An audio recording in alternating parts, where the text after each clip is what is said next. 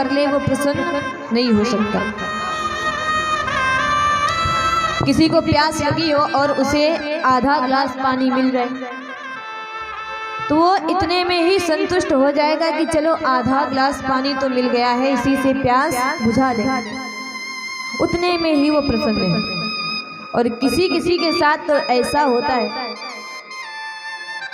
आधा ग्लास पानी है फिर भी विचार कर रहा, उदास है, पूरा मिलता तो आनंद आता।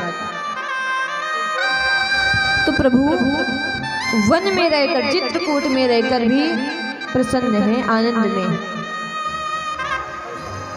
निषाद को भी वापस किया भगवान ने, और निषाद जब वापस जाते हैं तो जहां पर निषाद रहता था सुमंत्र वहां से अभी तक वापस नहीं गए। अब निषाद राज ने जब सुमंत्र की दशा को देखा, भूमि पर पड़े हैं, बस एक ही नाम अपने मुख से निकाल रहे बार बार, हे राम हे राम हे राम।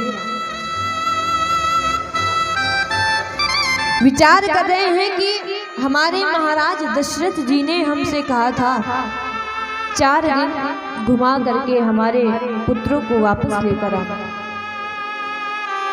और यदि राम और लखन न आए तो उन्हें छोड़ देना, लेकिन मेरी पुत्री सीता को अवश्य ही लेकर आना।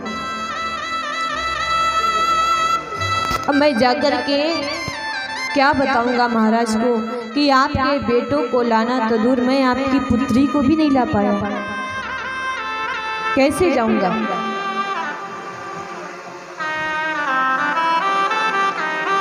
आज पहुंचकर निषाद राज ने जब देखा तो देखकर बड़ा ही दुख हुआ। आज भूमि से उठाया है और कहा है कि आप चिंता क्यों करते हैं, जाइए जाकर के महाराज को संभालिए, उनकी दशा क्या होगी। अब रथ पर बैठने की क्षमता भी नहीं है, ऐसी दशा हो गई। जिस दिन से हमारे प्रभु राम जी बन गए उस दिन से घोड़ों ने भी भोजन करना ही छोड़ दिया। घास डाली जाती है, भूसा डाला जाता, लेकिन जल तक नहीं पीते। और जब घोड़ों की ऐसी दशा है तो उस बूढ़े मंत्री की क्या दशा होगी। 4 सारथियों को भेजा है कि आप जाएं, पहुंचा कर। जब तमसा नदी के किनारे पहुंचे, वहीं से उन 4 को वापस कर दिया, और विचार कर रहे हैं कि अब जब रात हो जाएगी, संध्या हो जाएगी, तब ही मैं अवध में प्रवेश करूंगा।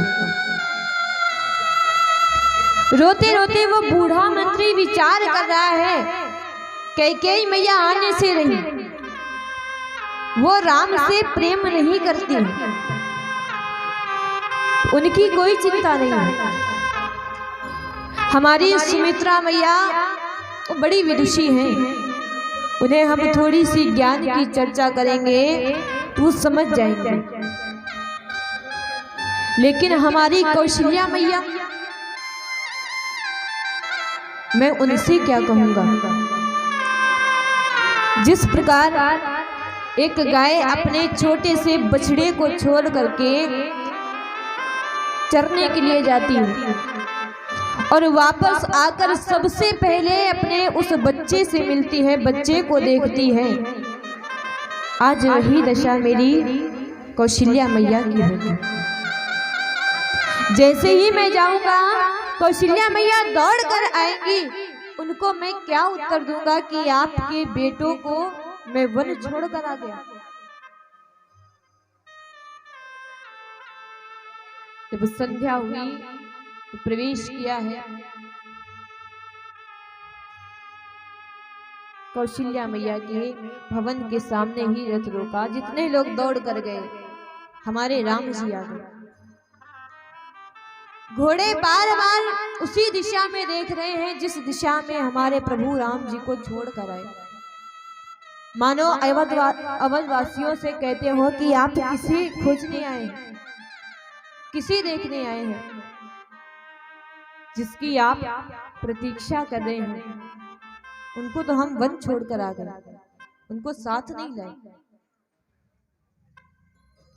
प्रवेश किया है सुमंत्र ने कौशल्या मैया के कक्ष में, और जब प्रवेश किया तो देखा है कि दशरथ जी कोई आसन पर आज नहीं बैठे, भूमि पर पड़े हुए हैं, मलिन वस्त्र हैं।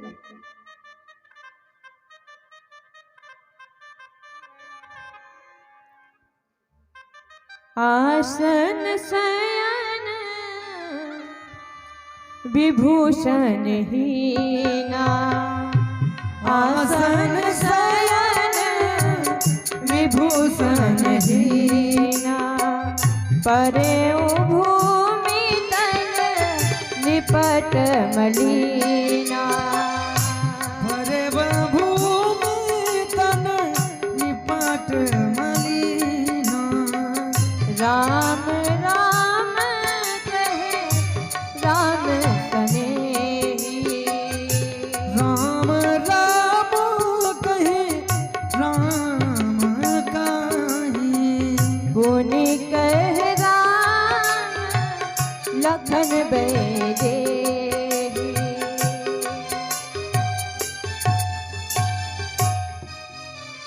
आज देखा है भूमि पर पड़े हैं, मलिन वस्त्र हो गए हैं, कोई आसन नहीं है, और बस मुख पर यही नाम है, हाँ मेरा राम, हाँ मेरा लक्ष्मण, हाँ मेरी पुत्री सीते। आज रो रहे हैं, देह का कोई भान नहीं, और सुमंत्र ने इस दशा में अपने महाराज को देखा। दशरथ जी ने जैसे ही सुमंत्र को देखा तो मानो डूबते हुए सूर्य को समय मिल गया हो। दौड़ करके हृदय से लगा लिया सुमंत्र को और पूछने लगे कि आप हमारे बच्चों को लेकर आए हैं, कहाँ है हमारा राम, कहाँ है हमारा बेटा लक्ष्मण, कहाँ है हमारी पुत्री सीता, वो दिखाई क्यों नहीं देती। रोते हुए सुमंत्र जी ने कहा कि महाराज क्षमा कीजिए,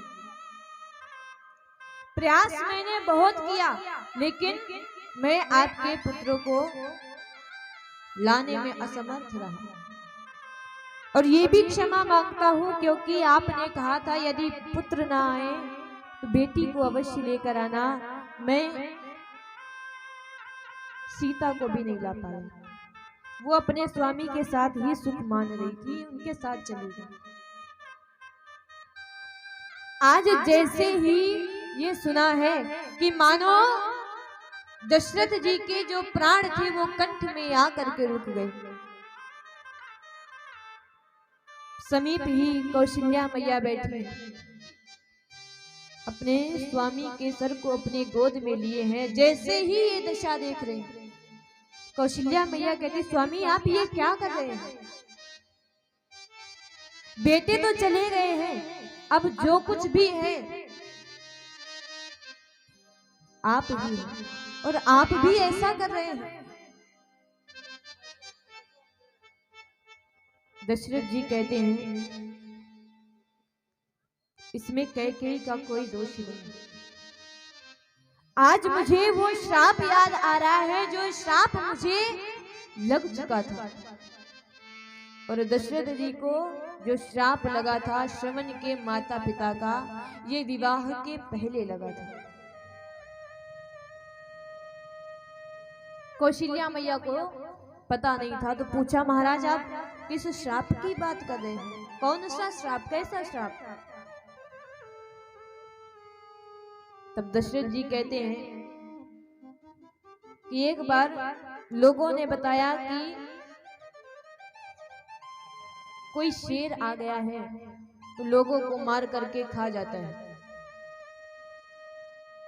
मेरे पास ऐसी विद्या थी, मैं शब्द भेदी बाण चलाता था, ये बाण ऐसा होता था, बिना देखे ही केवल शब्द सुनकर, आवाज सुनकर ही प्रहार कर देते थे।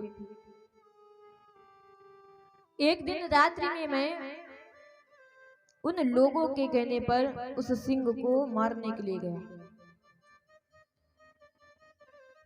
छिपे बैठे थे हम सभी लोग, रात हो गई थी। उधर श्रवण कुमार अपने बूढ़े अंधे माता पिता को तीर्थ स्थान पर लेकर जा रहा था। वहीं पर विश्राम किया उसने। माता पिता को प्यास लगी तो वो जल लेने के लिए आया। अब जल लेने के लिए आया, कुछ ही दूरी पर दशरथ जी बैठे थे और जैसे ही जल की आवाज आई तो लोगों ने कहा कि वो शेर आ गया होगा, जल पीने आया है। अब चूंकि शेर खड़ा हो तो पैरों पर तो बाण मार नहीं सकते, थोड़ा ऊंचे पर मारा। आवाज सुन करके ये विचार किया कि वो सिंह जल पीने के लिए आया है, पानी पीने के लिए आया है। शब्द भेदी बाण चला दिया और वो बाण सीधा जाकर के श्रवण कुमार को लगा। पास में जाकर देखा, एक राजकुमार बड़े कष्ट में था। देखकर दशरथ जी को बड़ा दुख हुआ। क्षमा याचना की। उस राजकुमार ने कहा कि अब जो हो गया है वो बदला नहीं जा सकता, लेकिन एक निवेदन है, हमारे माता पिता तो प्यास से व्याकुल हो रहे हैं और मेरी दशा ऐसी हो गई है, आप मेरे माता पिता को जल ले जाकर के पिला दीजिए। इतना कह करके श्रवण का तो प्राणांत हो जाता है। अब चूंकि ये अनजाने में भूल हुई थी, इसीलिए जल ले करके गए।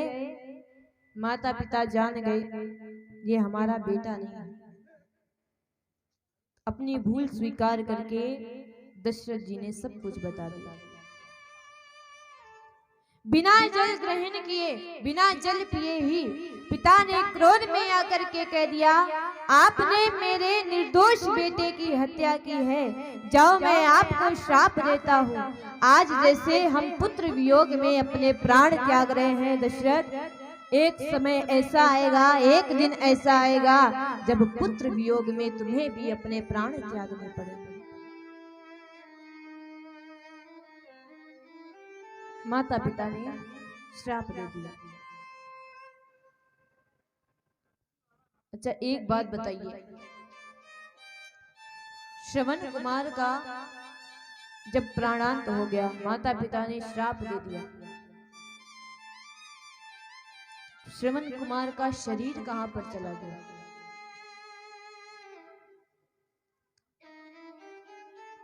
माता पिता की इतनी सेवा की थी श्रवण ने कि जब उसकी मृत्यु भी हो गई तब भगवान ने इतनी कृपा की, एक मुहूर्त तक वो रुका, अपने माता पिता से वार्तालाप की और ये कहा कि आपकी सेवा के प्रताप से मुझे स्वर्ग लोक प्राप्त हुआ है। अब माता पिता आप भी देरी मत कीजिए, जहां मैं जा रहा हूं आप भी शीघ्र ही वहां पर पधारिए। ये माता पिता की सेवा का प्रभाव होता है और आजकल के बच्चे बिल्कुल सेवा नहीं करना चाहते। जो माता पिता अपने छोटे से बच्चे को अपने कंधे पर बिठा करके सारा संसार दिखाते, सारी दुनिया दिखाते, स्वयं भूखे सो जाएंगे लेकिन अपने बच्चों को कभी भी भूखा नहीं सोने देंगे। एक माँ अनपढ़ रह जाएगी लेकिन अपने बच्चों को बहुत पढ़ा लिखा कर इस लायक बनाती है कि भले आज मुझे कुछ नहीं आता लेकिन मैं अपने बच्चे को इतना लायक बना दूंगा कि किसी के आगे कभी भी झुकना ना पड़े, कभी किसी के आगे हाथ ना फैलाना पड़े, इतना सक्षम बना दें।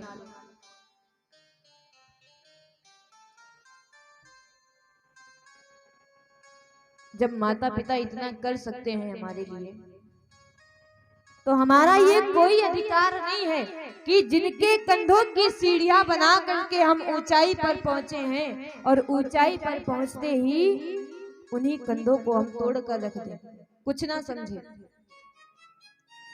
पढ़ लिख कर काबिल हो गए, धन आने लगा, क्या किया, माता पिता को भूल गए, वृद्धाश्रम में पहुंचा दिया, नहीं कुछ चले गए कहीं और रहने के लिए, माता पिता अकेले।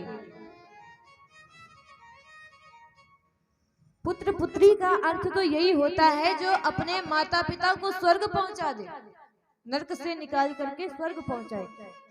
और आज कल के बच्चों की यदि बात करें तो जीते जी अपने माता पिता को नरक यहीं पर दिखा देते हैं।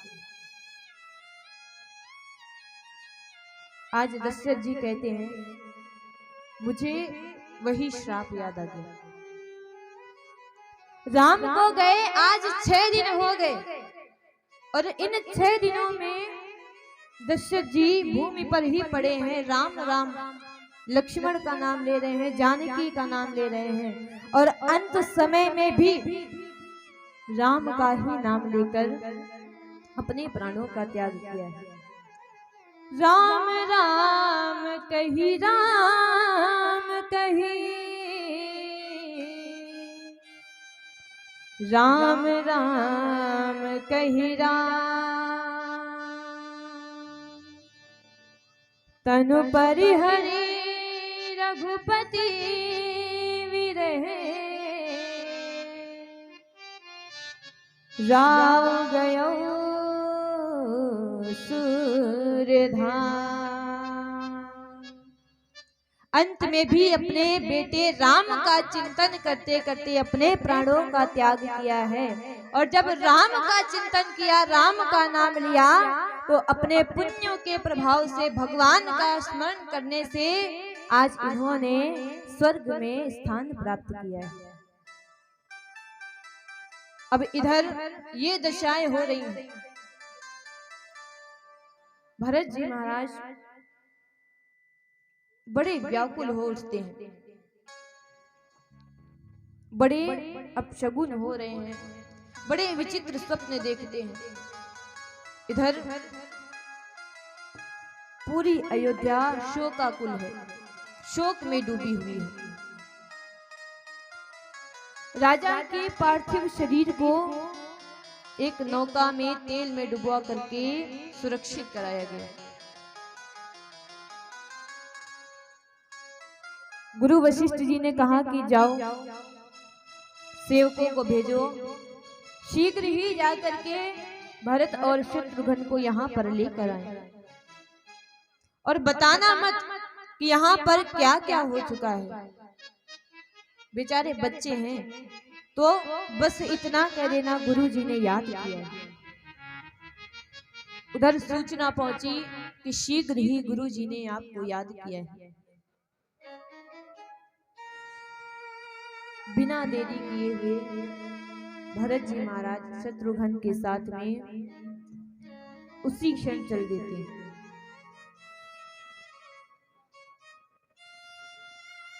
सात रात बीतने पर अयोध्या पहुंचे, परंतु जैसे सब पहले सम्मान करते थे, स्वागत करते थे, आज जब सभी देख रहे हैं दोनों भाइयों को, तो मानो ऐसे देख रहे हो इसी भरत के कारण आज हमारे प्राणों से प्यारे राम को वन जाना पड़ा। और केवल राम ही वन नहीं गए, जिस जानकी ने कभी भी महल के बाहर पैर न रखा हो, उस जानकी को वन में भटकना पड़ रहा है, वल्कल वस्त्र धारण करने पड़ रहे, पता नहीं कैसे कैसे मार्गों में चलना पड़ रहा होगा। वही जानकी जो वानर का चित्र देख करके भयभीत हो जाती हैं, डर जाती हैं, वन में न जाने कितने कितने जीव होंगे, कैसे रहती होंगी वो।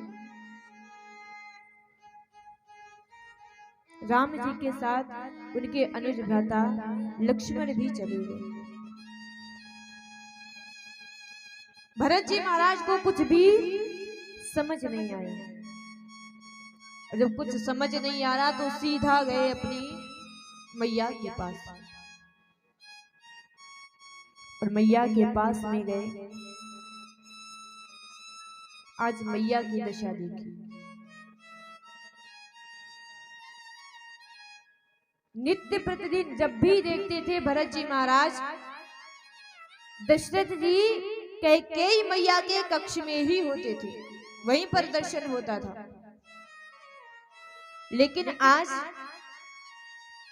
भरत जी महाराज को जब पिताजी का दर्शन नहीं हुआ तो आज मैया से पूछा है कि मैया क्या बात है, सब कुशलता से तो है। मैं आ रहा था तो सब लोग बड़े दुखी होकर देख रहे थे, मानो मैं कोई बड़ा अपराध करके आ रहा हूं।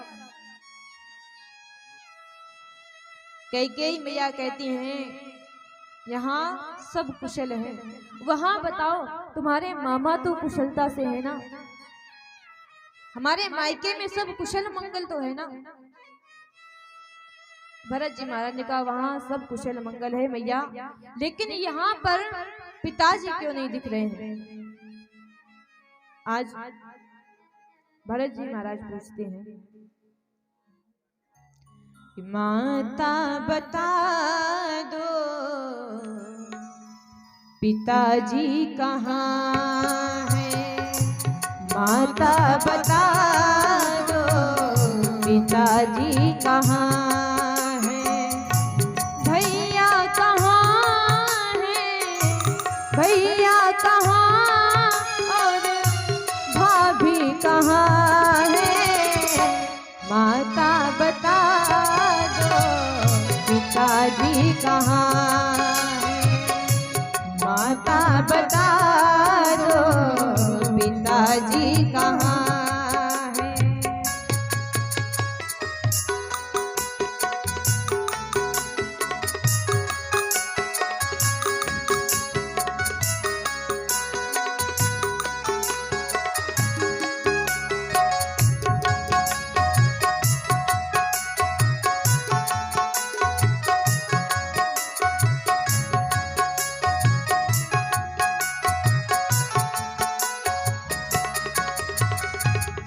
भैया ये कैसी विपदा आ गई है, आप कोई श्रृंगार नहीं किए हैं, ये कैसी दशा आपने बना कर रखी है। और हमारे भैया नहीं दिख रहे हैं, लेने के लिए भी बाहर तक नहीं आए, ना राम दिखे ना लक्ष्मण दिखे। आज यहाँ पर भरत जी महाराज कहते हैं कैसी ये विपदा आन खड़ी है,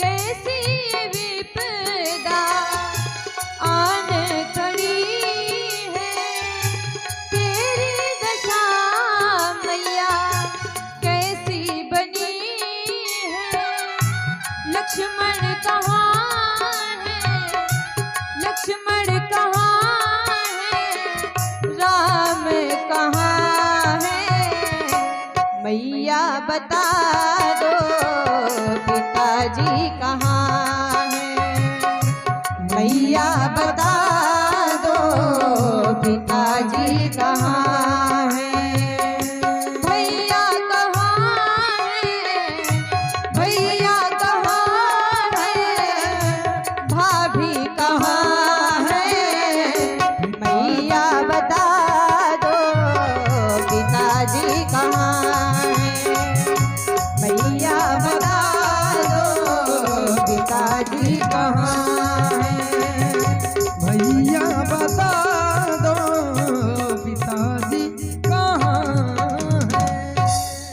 बोले रामचंद्र भगवान की जय हो। आज यहाँ पर भरत जी महाराज कहते हैं पिताजी नहीं दिख रहे हैं, कहां पर गए। कैकेयी मैया कहती हैं भरत बात बिल्कुल बिगड़ने वाली थी, अमंगल होने ही वाला था, वो तो मंत्रा ने मुझे समझाया और बिगड़ी बात को भी मैंने बना लिया, परंतु एक काम बड़ा गलत हो गया। भरत जी महाराज कहते, मैया कौन सा काम गलत हो गया?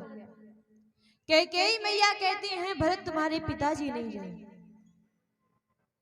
तुम्हारे पिताजी नहीं रहे। जैसे ही भरत जी ने सुना तो आज जैसे खड़े थे वैसे ही मूर्छावस्था आ जाती, भूमि पर गिर जाते। जैसे तैसे जब स्वयं को संभाला है तो कहते, मैया ये आप क्या कह रही हैं, पिताजी नहीं रहे? अरे बिना राम भैया के हाथों में मेरा हाथ दिए, मेरी जिम्मेदारी मेरे भैया राम को दिए बिना पिताजी छोड़कर कैसे जा सकते हैं? लेकिन मैया इतना सब हो गया, मुझे कुछ भी सूचना नहीं दी गई, और फिर भी भैया राम नहीं दिख रहे हैं। राम जी कहाँ हैं? हमारे भैया कहाँ हैं? तो देखिए, जब कोई दुख आता है हमारे ऊपर तो उस दुख को लेकर हम बड़े दुखी होते हैं, लेकिन अगर उस दुख से भी बड़ा कोई दुख आ जाए तो कुछ देर के लिए छोटे दुख को हम भूल जाते हैं। आज जैसे ही पूछा हमारे राम लक्ष्मण कहाँ हैं, कैकेयी मैया कहती हैं कि बस वही बात बिगड़ने वाली थी और बेटा बात बनाने के लिए हमने उस राम को 14 वर्ष के लिए वन भेज दिया। अब जैसे ही सुना कि हमारी माँ ने हमारे लिए अर्थ मांगा, हमारे भैया को वन भेज दिया है, आज पुनः मूर्छावस्था आ जाती है, गिर जाते हैं। कैकेयी मैया भी हृदय में ही रो रही हैं, क्योंकि आज वो अंतिम दिन है जब मेरा भरत मुझे मां कहकर पुकारेगा। कैकेयी मैया जानती हैं कि आज के बाद मेरा भरत मुझे कभी भी मां नहीं कहेगा।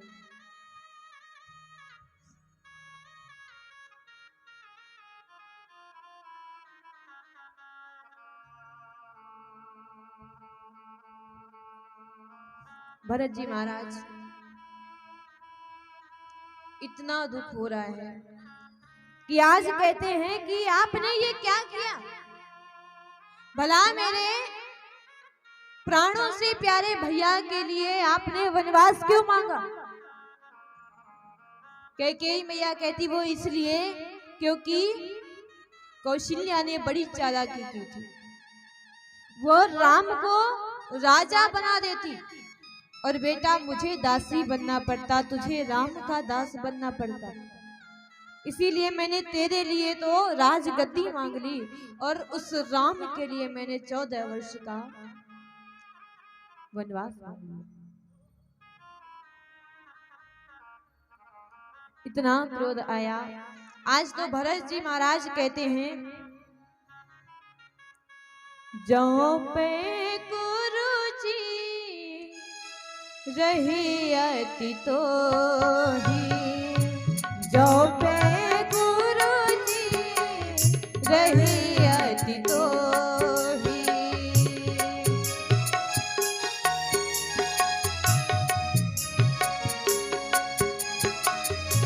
जनमत काहे ना मारे मोही, जनमत काहे ना मारे मोही। अरे तू कैसी माँ है? यदि मुझसे तेरा इतना ही बैर था, इतना ही द्वेष था, तो जन्म लेते ही तूने मुझे मार क्यों नहीं दिया? कम से कम जिस तरह से तूने आज मुझे मारा है, इस तरह से तो मैं ना मरता। मेरे प्राणों से प्यारे भाई को तूने वन भेज दिया और कलंक आया मेरे ऊपर। आज सारी प्रजा मुझे ऐसे देख रही थी जैसे कोई अपराध कर दिया। मुझे क्या पता मैंने कोई छोटा अपराध नहीं किया।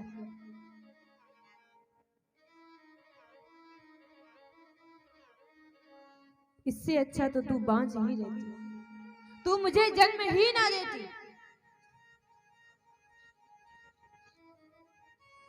धिक्कार है मुझ पर कि मैं तेरा बेटा हूं, तेरी कोख से मैंने जन्म लिया।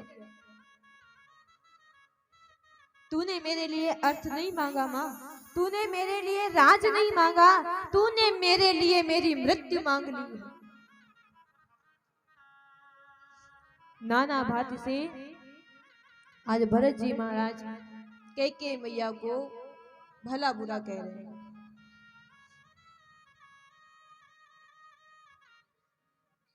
भरत जी महाराज कहते हैं कि देख, जिस तरह तूने राम जी से द्वेष किया है, राम जी को वन भेज दिया है, आज से तू विचार करना तेरा कोई बेटा था ही नहीं। आज से सदैव के लिए तेरा बेटा, तेरा भरत मृत्यु को प्राप्त हो गया।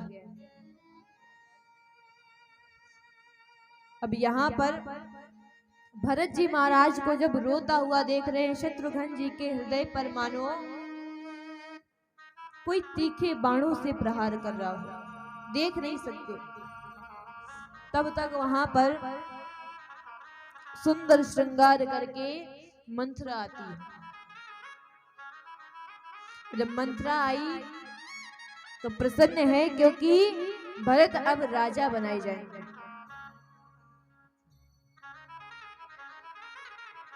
राजा बनाए जाएंगे भरत। लेकिन शत्रुघ्न ने जैसे ही देखा कि आज ये मंथरा सज धज कर आई है, तो मानो इसने आज आग में घी डालने का काम कर दिया। लखीरिस भरे लखन लघु भाई, लखीरिस भरे लखन लघु भाई, भरत अनल व्रत आहुति पाई।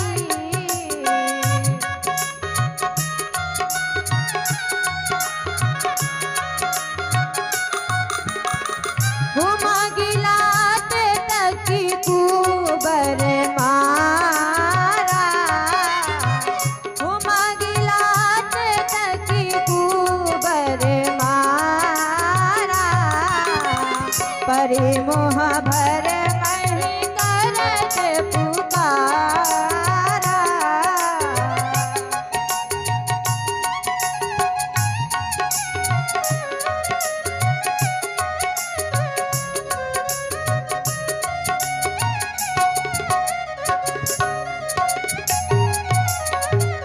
बोले रामचंद्र भगवान की।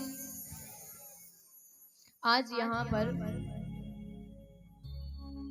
देखिए, क्रोध में आकर के मंथरा के कुबड़ पर पद प्रहार किया, बड़ी जोर से लात मारी। आज मंथरा वैसे ही भूमि पर गिर जाती है और रोते हुए कहती है कि भलाई का कोई जमाना ही नहीं।